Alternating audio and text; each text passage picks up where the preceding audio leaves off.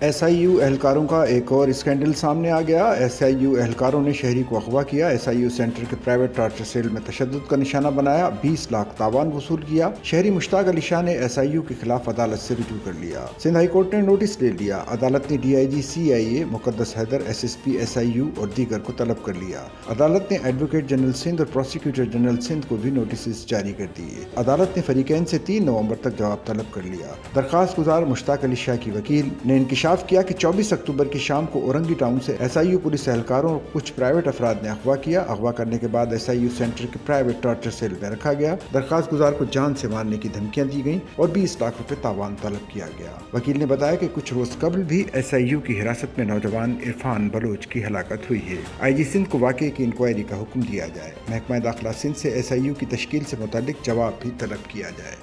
Sachal news net work کی videos میں خوش آمدید۔ ناظرین، ویڈیو سے متعلق اپنی قیمتی رائے کا اظہار کمنٹ باکس میں ضرور کریں اور چینل کو سبسکرائب کریں۔